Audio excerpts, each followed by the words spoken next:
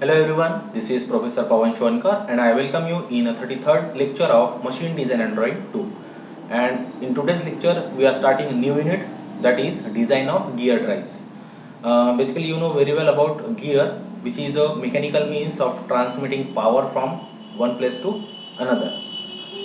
For the short distance, where the long distance is concerned, we generally use belt drives, as we have discussed in the last unit, that is a belt drives. Okay, so in this unit we'll study design of slipping of belt or rope is a common phenomenon in the transmission of motion of or power between two shafts. Sleeping ये कहाँ पे रहेगा? Sleeping रहेगा जहाँ पे हम belt drives use करेंगे, जहाँ पे between the belt surface and pulley surface जो चांसेस रहेगा फ्रिक्शन कोएफिशिएंट ऑफ फ्रिक्शन वो बहुत कम है, इसलिए स्लिपेज की चांसेस बहुत ज़्यादा रहेगी. सो दैट जो वेलोसिटी रेशियो है या फिर पावर ट्रांसमिशन है वो इफेक्टिव नहीं रहेगा. That will reduce velocity ratio.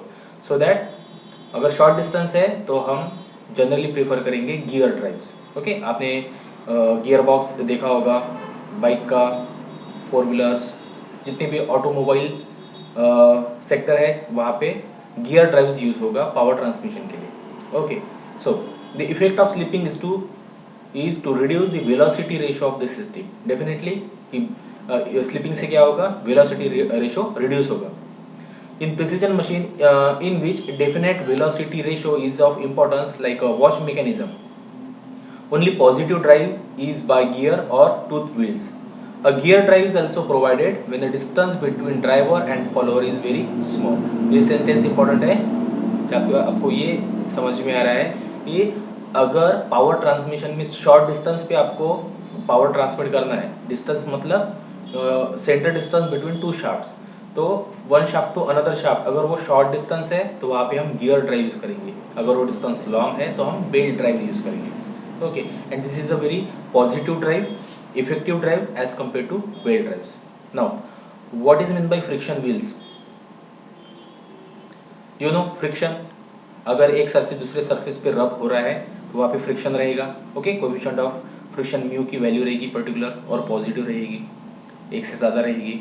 The motion and power transmitted by gear is kinematically equivalent to that transmitted by friction wheel और disc. Okay, in order to understand how the motion can be transmitted by tooth wheels, consider two plane circular wheel A and B mounted on shaft. The wheel have sufficient rough surfaces and press angle each other as shown. तो यहाँ पे देखो friction wheel या फिर tooth wheel, यहाँ पे देखो, यहाँ पे फ्रिक्शन नहीं है, दो गियर या फिर दो wheel with the help of this teeth एक दूसरे से मेश में है. सो दैट जब ये ड्राइवर घूमेगा उसके साथ में ये फॉलोअर और ड्रिवन भी घूमेगा. और यहाँ पे क्या है? ये एक व्हील है, ड्राइवर व्हील सपोज, और ये ड्रिवन व्हील है. तो एक दूसरे से ये ज़्यादा कांटेक्ट में है, एक दूसरे पे प्रेस किए हुए है. तो जब ये घूमेगा with the help of friction ये भी अपोजिट डायरेक्शन में रोटेट होगा. So this is what friction wheel, this is what the gears. Okay, तो फ्रिक्शन व्हील में जैसी पावर ट्रांसमिट हो रही है वैसी पावर गियर में भी होगी. डिपेंड करेगा फिर कि अगर यहाँ पे फिर स्लिपेज हुआ तो वेलोसिटी रेशियो रिड्यूस हो जाएगा, पावर ट्रांसमिशन इफेक्टिव नहीं होगा. Okay, advantage and disadvantage of gear drives. तो गियर ड्राइव यूज करने के क्या एडवांटेज हो सकते हैं? Number one, it transmit exact velocity ratio and may be used to transmit a large power. Okay, agreed. Now it may be used for small center distances of shaft. वैसे तो जब centre distance कम रहेगा तब हम gear drive ही use करते हैं.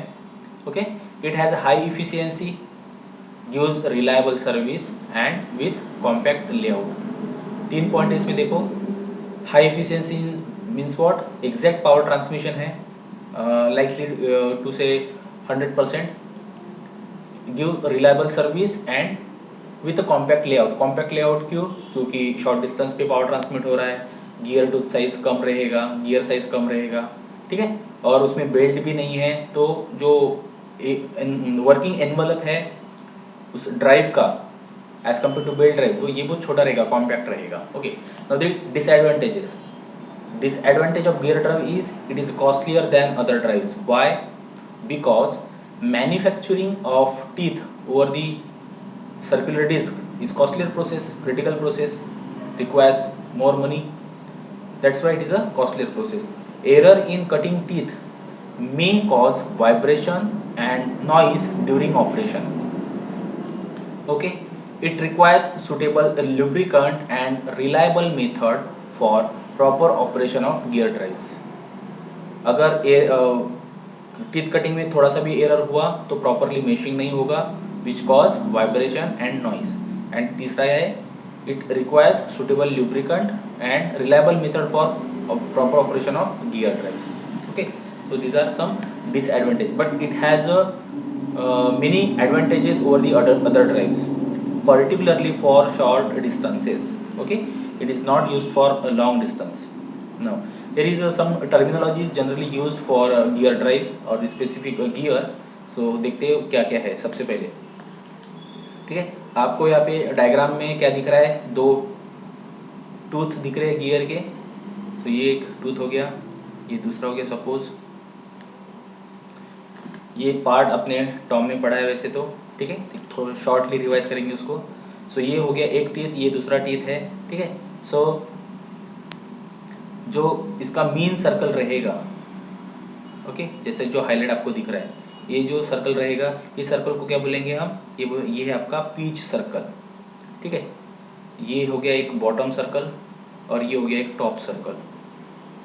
और top to bottom में क्या आ रहा है, कंप्लीट एक टीथ आ रहा है गियर का. सो पिच सर्कल हमने डिफाइन किया, which is a pitch circle diameter for gear.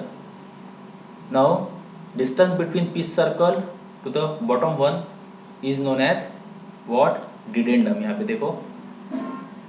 और what is addendum, addendum is a distance between top surface and pitch circle diameter line is known as dedendum. वो हो गया.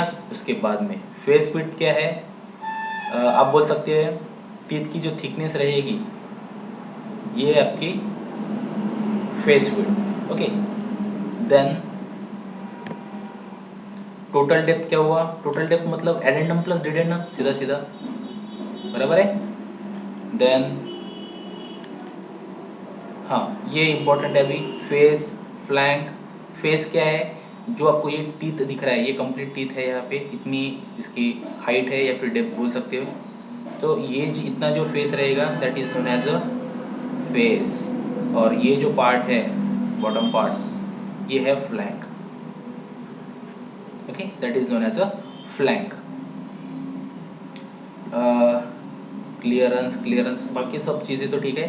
Tooth space, what is a tooth space, tooth space is a distance between two teeth generally, but जो आप distance count करेंगे वो consecutive point होनी चाहिए, not consecutive point होनी चाहिए, एग्जैक्टली अपोजिट पॉइंट है. यहाँ पे जैसे अगर इस गियर का मैंने ये पॉइंट लिया तो ये पॉइंट नहीं है, वो तो पिच रहेगी, ये पॉइंट सपोज. तो ये हो गया आपका टूथ स्पेस. ये किस लिए इम्पोर्टेंस रखता है कि जो दूसरा गियर रहेगा उसका जो टीथ रहेगा उसकी मेशिंग में कितना डिफरेंस है, ठीक है, कितनी स्पेस अवेलेबल है, तो उसके हिसाब से. वैसे तो teeth on gear and teeth on pinion should be of same size, same dimension. हाँ, नंबर ऑफ टीथ कम ज़्यादा हो सकते हैं लेकिन डायमेंशन सेम होनी चाहिए. So this is about the terminology of a gear. Okay, now directly will come with the numerical. Generally हम यहाँ पे 3 से 4 गियर टाइप्स के न्यूमेरिकल डिस्कस करेंगे और यहाँ पे न्यूमेरिकल ही ज़्यादा इंपॉर्टेंट है, ठीक है.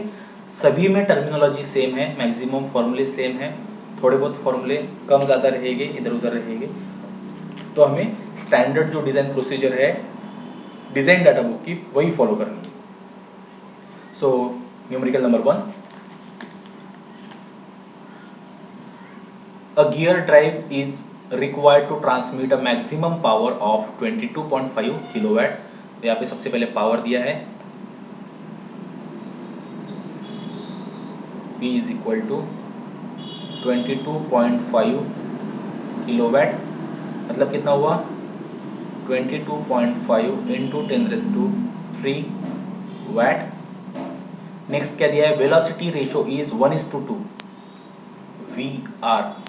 वेलोसिटी रेशियो गियर के लिए क्या रहेगा, in terms of pitch circle diameter, you know pitch circle diameter, okay. So pitch circle for diameter for gear for pinion, okay. तो वेलोसिटी रेशियो इन दोनों का रेशियो रहेगा। So it can be written like D G, that means pitch circle diameter for gear divide by pitch circle diameter for pinion, okay. और ये दिया है 1:2 1/2।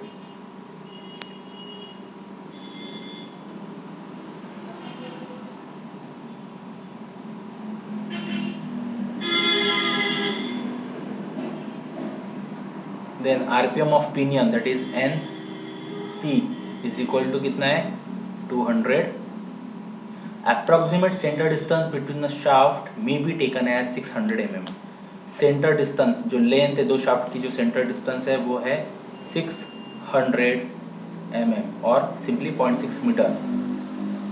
Teeth has 20 degree stub involute profile, जो profile है teeth profile लिख रहा हूँ मैं यहाँ पे, is 20 degree stub involute, stub involute. इसके हिसाब से हमें बाकी के इक्वेशंस चूज करने हैं from data book. The static stress for gear material which is cast iron, इसके लिए स्टैटिक स्ट्रेस दिया है सिग्मा, जनरली लिखा जाता है sigma O, okay. Static stress for the gear material may be taken as 60 megapascal. तो sigma O जी कर देता हूँ मैं यहाँ पे। जैसे पिनियन के बारे में बताया नहीं है इसलिए दोनों सेम रहेंगे। तो सिग्मा ओ पी वो दिया है 60 megapascal, okay. You can write 60 newton पर mm square, okay। Then next, face width as 10 times the module, face width denoted by b, okay। face width is 10 times module। Module आपको पता है gear में module क्या रहेगा, बाकी सब dimension module के फॉर्म में रिप्रेजेंट किए जाते हैं। फाइंड द मॉड्यूल, अब क्या क्या फाइंड आउट करना है, मॉड्यूल फाइंड करना है, face width, number of teeth on each gear, then check the design for dynamic and wear loads, तो हमें ये भी चेक करना है वेदर इट इज सेफ और नॉट। डिफॉर्मेशन और dynamic factor in Buckingham equation में बी टेकन एज 80। सो ये जो वैल्यू है डिफॉर्मेशन और dynamic factor given by C और denoted by C is 80। and material combination factor for the wear is 1.4। material combination factor is defined as K, is given as 1.4, okay। तो ये हो गया आपका given data।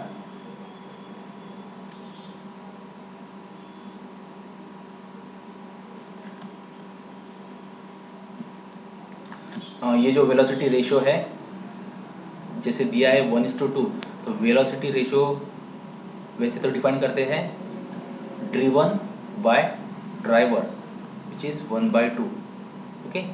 सो 2 क्या है आपका पिनियन है और 1 क्या है आपका गियर है, ओके। इस हिसाब से हमने यहाँ पे dg/dp का रेशियो लिया है, वो उसका इन्वर्स हो जाएगा 2, क्लियर है। क्योंकि np/ng मतलब RPM of pinion by RPM of gear equal to क्या हो जाएगा, diameter of gear by diameter of pinion, ठीक है।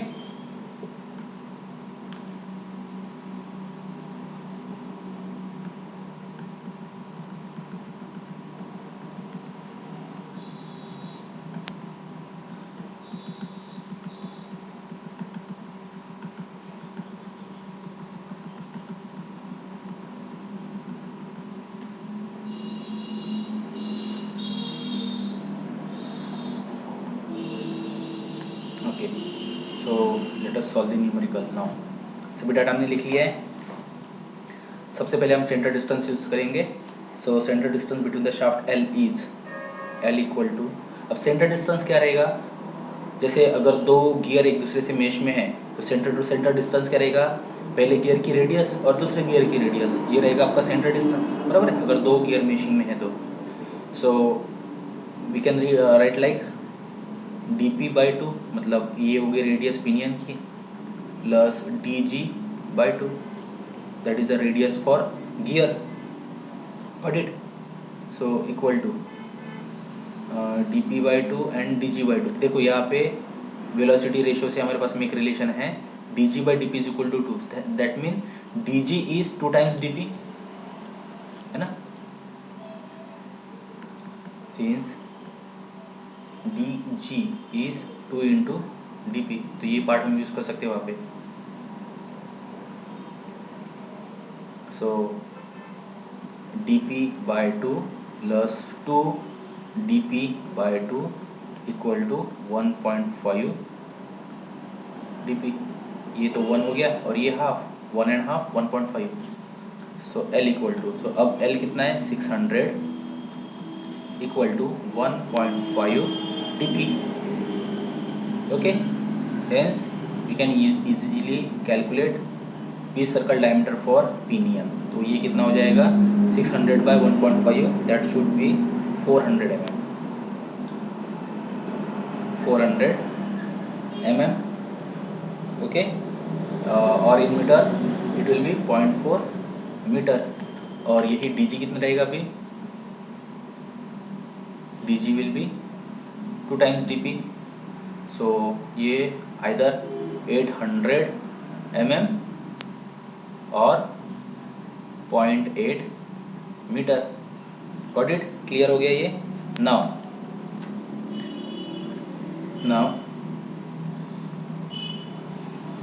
Pitch line velocity, simply velocity क्या रहेगा, फॉर्मूला वेलोसिटी का πdn/60। तो पिनियन के लिए अगर फाइंड आउट करते हैं हम, so pitch line velocity for pinion, तो क्या रहेगा v is equal to, formula तो वैसे πdn/60, तो पाई dp और np, ये रहेगा फॉर्मूला। सो पाई dp कितना है अभी, dp है 0.4 और np rpm ऑफ पिनियन कितना है दिया हुआ है 200 बाय 60, तो वेलोसिटी आनी चाहिए 4.2 मीटर पर सेकेंड, ओके, ठीक है, हमने यहाँ पे मीटर में यूज किया था।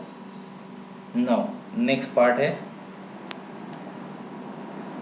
एक वेलोसिटी फैक्टर हमें डिफाइन करना है यहाँ पे। जैसे वेलोसिटी है 4.2, तो एक जनरली अगर वेलोसिटी बिलो और up to 12 metre per second है, तो वहाँ पे एक वेलोसिटी फैक्टर हमें जनरली डिफाइन करना है, which is denoted by CV, ठीक है। So if velocity is less than 12 metre पर second, so use CV equal to 3/3 plus V। If more than 12 metre पर second, below particular value like 15 metre पर second, तो वहाँ पे formula है 4.5 bye 4.5 plus V, ठीक है। तो ये किस लिए है, if velocity is less than 12 metre पर सेकंड। सो CV की वैल्यू निकाल सकते हैं यहाँ पे 3/CV क्या है, वेलोसिटी फैक्टर 3/3 प्लस वेलोसिटी क्या है 4.2, तो यहाँ पे CV आना चाहिए 0.417, okay, 0.417। Now for number of teeth,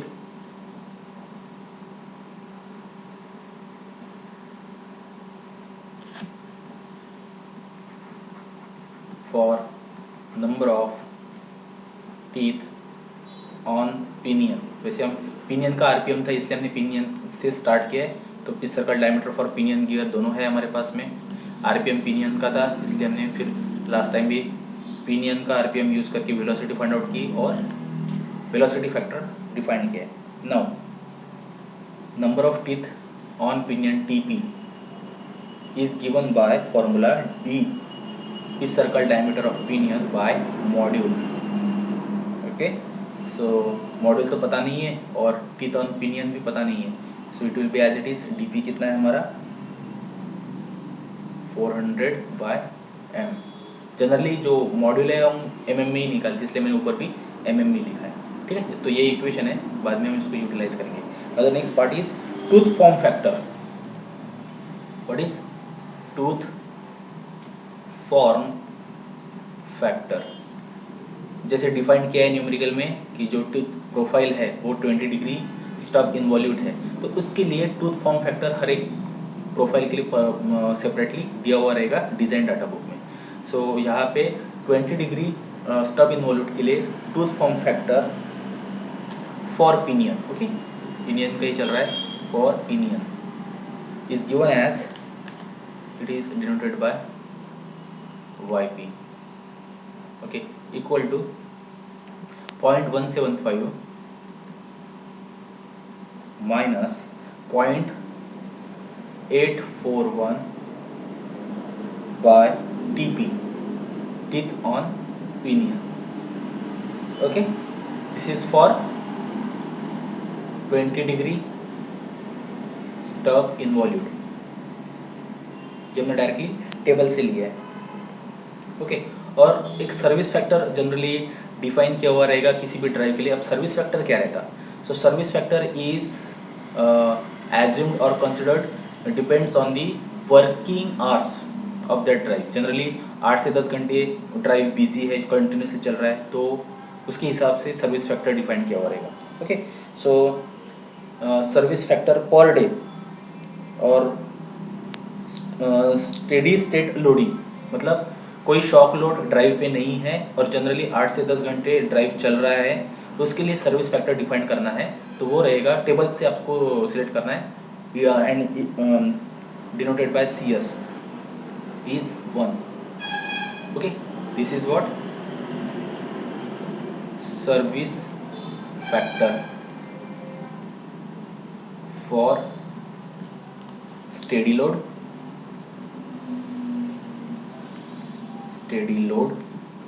and working 8 to 10 hours, okay. इस कंडीशन के लिए हमने यहाँ पे सर्विस फैक्टर सजेस्ट किया है, दैट इज 1, और स्टैंडर्ड टेबल में दिया है 28.10 टेबल में है, ओके। सो यहाँ पे लिया है सर्विस फैक्टर इज 1। नाउ अब निकालेंगे हम tangential tooth load. So we know that tangential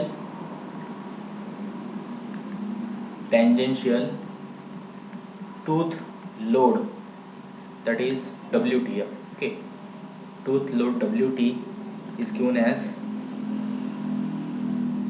power P by velocity V into service factor CS, और पावर कितना दिया था 22.5 इंटू 10⁻3, वेलोसिटी हमने निकाली थी 4.2, ओके, इंटू सर्विस फैक्टर कितना है 1। तो यहाँ पे जो टेंजेंशियल लोड आया है टीथ पे वो है load, that is load quantity is measured in newton 5357 Newton, okay. वैसे तो टेंजेंशियल टूथ लोड का इक्वेशन अलग है जिसमें हमें कुछ अननोन्स की वैल्यूज मिल सकती है, okay, but basic formula is power by velocity into service factor. But tangential load, what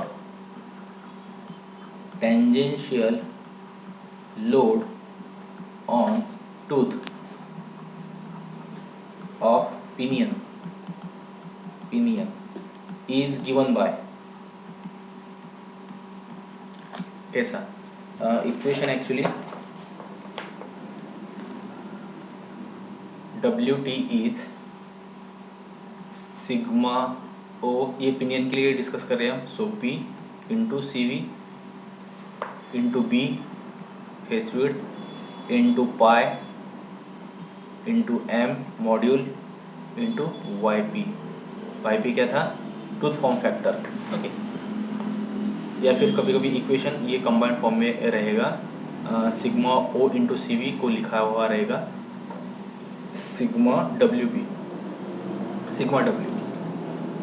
okay, और पिनियन के लिए चल रहा है इसलिए पी।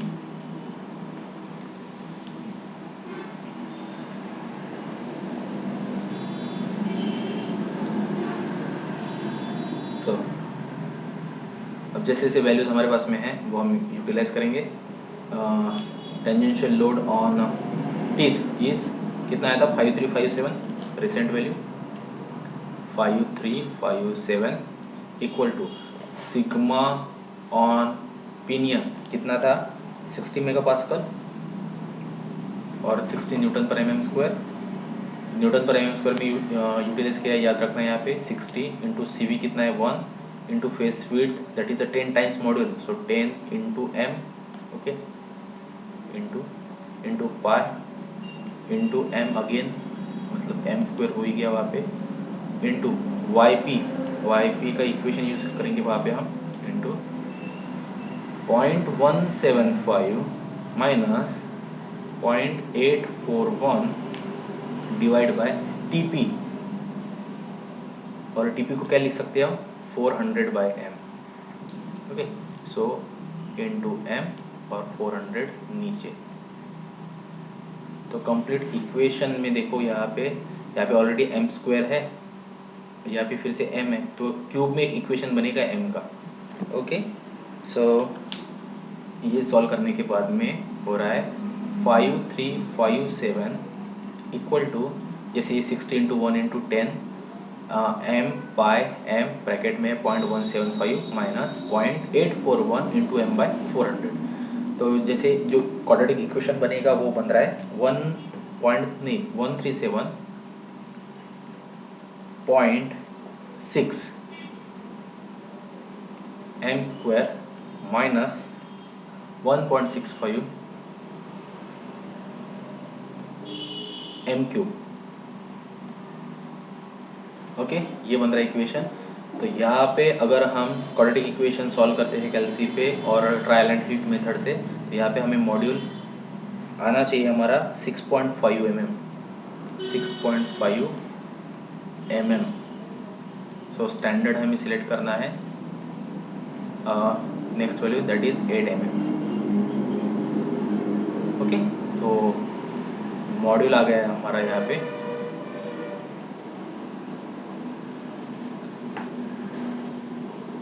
ओके। तो मॉड्यूल मिल गया तो हम फेस विड्थ निकाल सकते हैं यहाँ पे, face width but that is B is equal to 10 M. अब 10 एम मतलब हो गया ये 80 mm सीधा सीधा। नेक्स्ट है number of teeth on pinion, TP क्या था 400 बाय एम, 400 बाय एम कितना 8, तो यहाँ पे नंबर ऑफ टीथ निकल जाएंगे, दैट इज 400 बाय 8 ना, yes, that is 50, okay. Number of teeth हो गए, फेस विड्थ हो गया।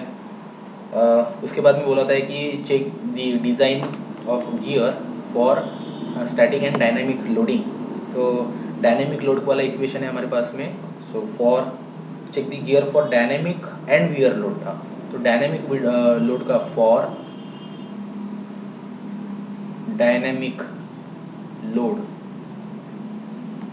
W इक्वेशन था, नेक्स्ट स्लाइड पे इसको सॉल्व करते हैं। WT डायनामिक लोडिंग के लिए WT tangential load plus 21 into V bracket में है B into C plus WT divide by 21 into V bracket में है plus under root B into C plus WT, okay.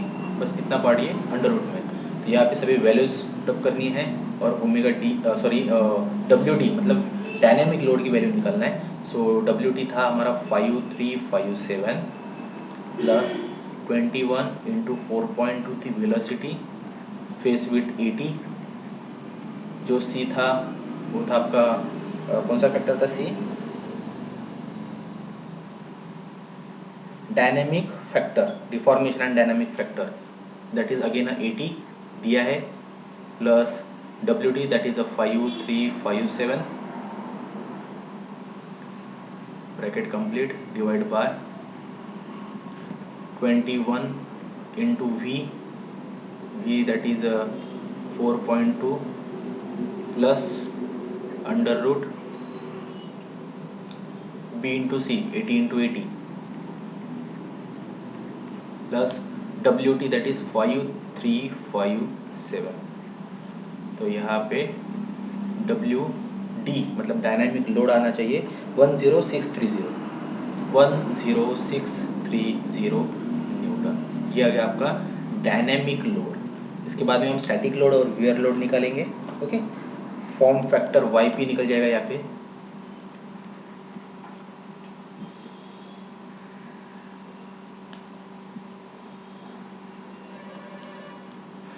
Form factor YP, तो formula था हमारा 0.175 minus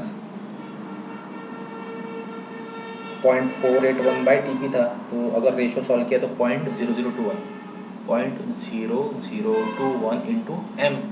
अब यहाँ पे अगर मॉड्यूल हमने वैल्यू प्लेस की 8 तो YP निकल जाएगा 0.1582। तो ये आया आपका tooth form factor. Okay, now अब स्टैटिक लोड निकालना है। स्टैटिक लोड, अब स्टैटिक लोड के लिए यहाँ पे एंड्योरेंस लिमिट ऑलरेडी दी हुई रहेगी फॉर मटेरियल। तो यहाँ पे क्वेश्चन में जो दिया था गियर और पिनियन मटेरियल वो दिया है कास्ट आयरन। यहाँ पे एंड्योरेंस लिमिट का एक्सप्रेस गिवन है, that is a sigma E. Endurance stress और endurance strength is given as 84 megapascal. This is for cast iron. Okay, it is to be selected from the standard table.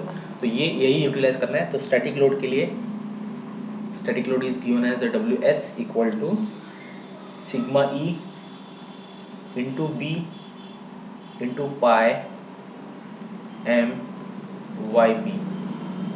Okay, so यहाँ पे सभी values अगर आपने place की 84 Newton पर mm² हो गया, face width 80, pi module is 8 और YP भी हमने निकाला 0.1582। सो स्टैटिक लोड आना चाहिए 26722 न्यूटन WS। देखो हमने डायमेंशन तो पहले ही निकाल लिए सभी, बस यहाँ पे हमने अब डायनेमिक लोड निकाला, अभी हमने स्टैटिक लोड निकाला और एक हम वियर लोड निकालेंगे। There will stop. एक रेशो फैक्टर है, ratio factor Q।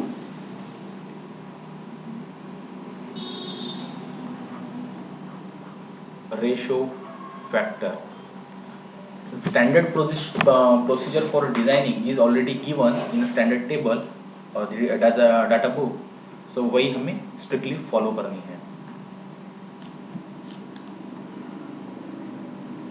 So ratio factor Q equal to 2 into velocity ratio divide by velocity ratio plus 1।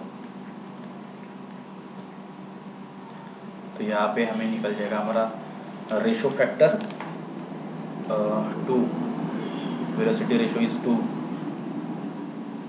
2 plus 1, तो ये आ रहा है 1.33। तो हमें निकालना है वियर लोड, मैक्सिमम और लिमिटिंग लोड फॉर वियर, और simply wear load. So W equal to equation है इस circle diameter of pinion into B into Q into K। Okay, Q तो अभी देखा हमने रेशो फैक्टर है, इस सर्कल डायमीटर ऑफ पिनियन है, फेस विड्थ है। K क्या था, K लास्ट क्वांटिटी गिवन थी material combination factor for wear. Material combination factor for wear given था, तो ये निकालेंगे हम। डीपी है 400 mm में, फेस विड्थ mm में 80, क्यू रेशियो ये सीधा सीधा 1.33, और के भी एक फैक्टर है 1.4।